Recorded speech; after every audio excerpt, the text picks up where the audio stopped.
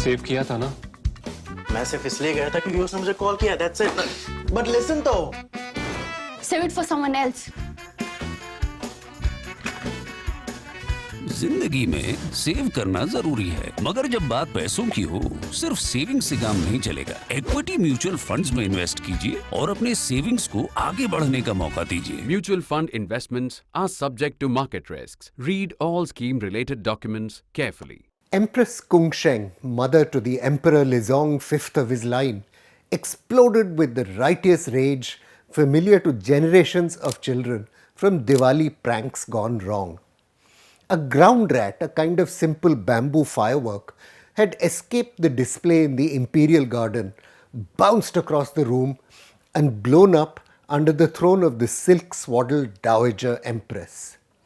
The court historian Zhu Mi, military historian Stephen Haw tells us, didn't write how many children received well-deserved spankings on that festive evening in the summer of 1224 CE. The generals in the court, though, would have known what the empress might not have. The ground rat, Pataka, was powering changes in war fighting that would shape the fate of her empire. Although Diwali probably isn't a great time for a debate on the historicity of the lightning rod and thunderbolt weapons that suffuse popular accounts of Ramayana-era warfare, histories from around the world tell us that the impact of the firework was profound and savage. The millions of children who play with fireworks and adults who never left their adolescence behind will, among other things, be playing with a device that brought about a revolution in military technology. Early in the second millennium, more than 1,000 years ago, the city of Kaifeng rose on the south bank of the Yellow River. Linked to the Grand Canal, which stretched 1,800 kilometers to the sea, Kaifeng became a great center of trade, the arts and sciences. The clock tower, built by the astronomer Su Song in 1087, the sinologist Joseph Needham has recorded, included an escapement and a chain drive, technologies that would not become known in the West for centuries to come. The Taoist monks patronized by this thriving civilization were conducting experiments to manipulate nature and control time. And among the other things they tried was heating a mix of sulfur, arsenic sulfide and potassium nitrate in honey.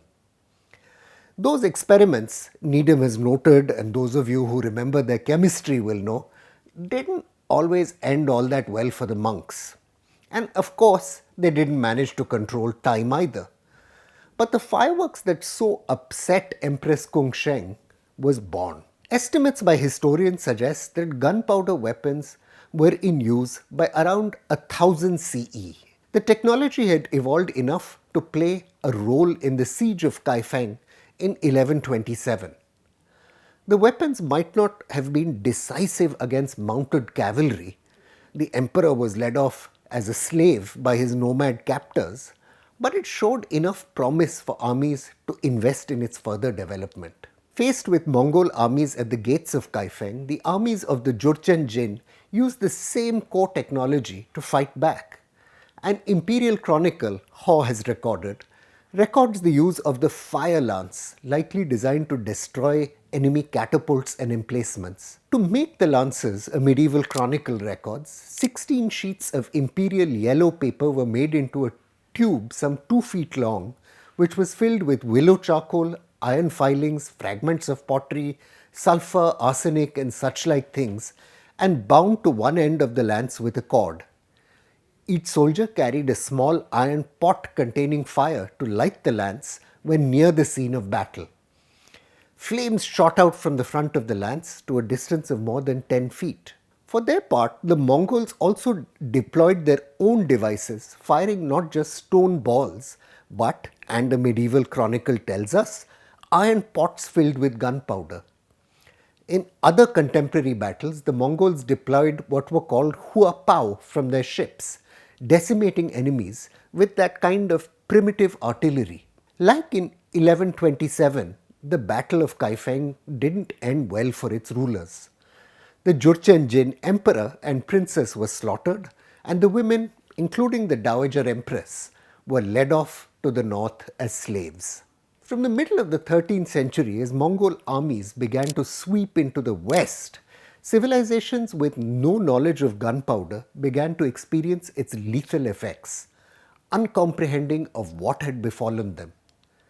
The medieval friar John of Plano Carpini claimed the Mongols were levelling European fortifications by using, and I quote, the fat of people they kill and melting it, throw it on the houses, and wherever this fire falls, it is almost indistinguishable.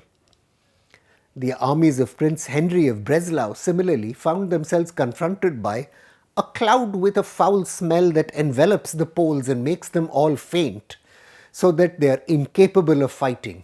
This was clearly witchcraft. Ata Malik Juvayni, the Persian chronicler, also recorded the slaughter of the defenders of the fortress of Maimundiz by what he called meteoric bolts, unleashed from a crossbow-like device by the Mongol attackers. Firing incendiary bombs, Mongol forces similarly crushed resistance at walled Russian cities.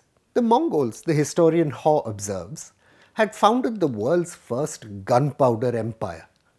European warlords, at constant conflict with each other for territory and riches, were quick to seize on this new technology and develop it with world-changing consequences.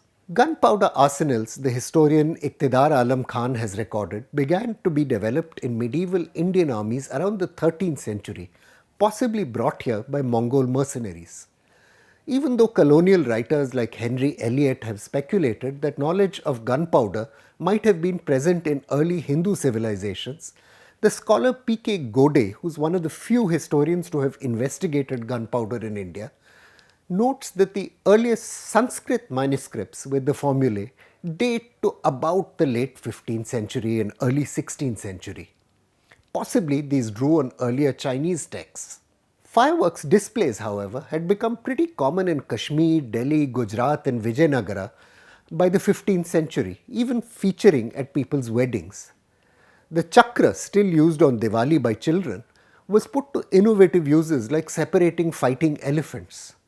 The Marathi poet and saint Ramdas, Gode notes, writes in his 17th century Ramayana of fireworks displays for the god Ram, a sign of how embedded pyrotechnics had become in the culture by then.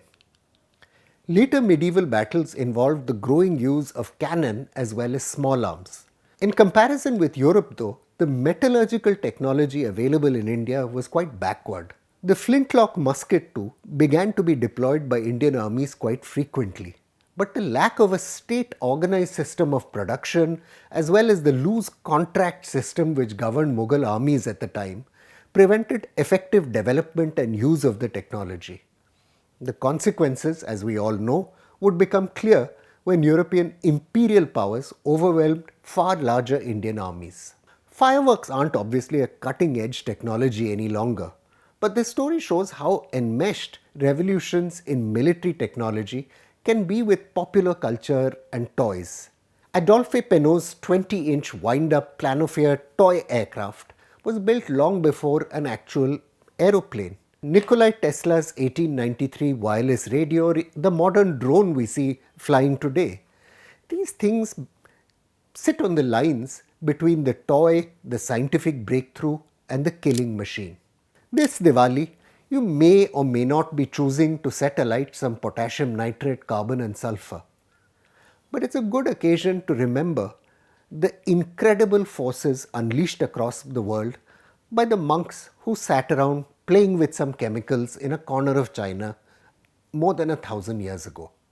I'm Praveen Swami and I'm National Security Editor of ThePrint. Thank you for listening to Security Code.